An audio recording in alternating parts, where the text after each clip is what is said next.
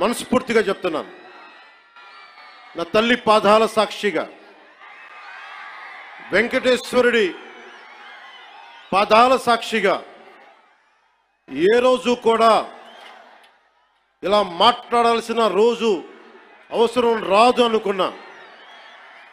కానీ వైసీపీ నాయకులు తెప్పించారు ఈ రోజున.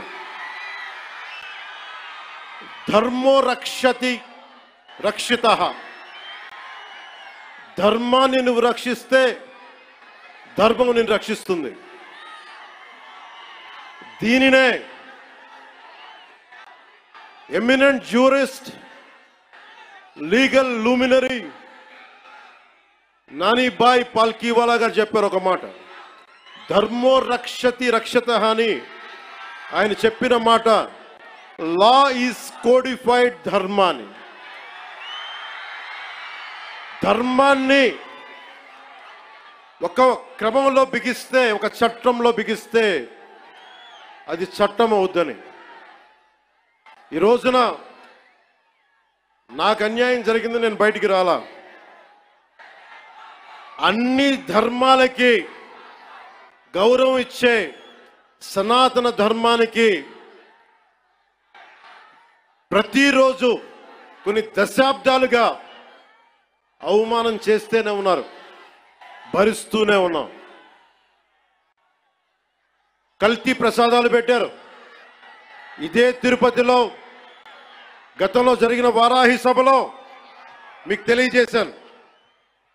అపచారం జరుగుతోంది, సరిదిద్దుకోండి అని చెప్పాను. విన్లా 11 సీట్లకి భగవంతుడు కుదించిన బుద్ధిరాల.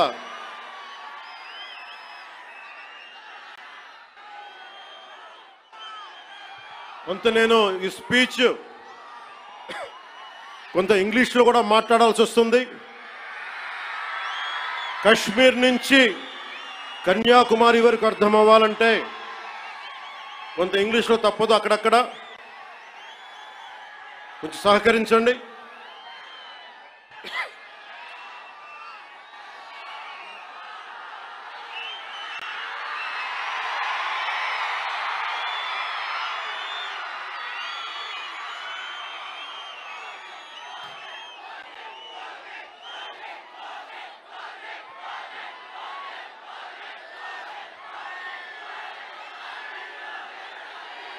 This is regarding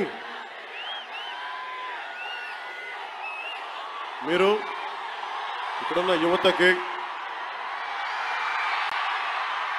ఇది ఎలక్షన్ సమయం కాదు.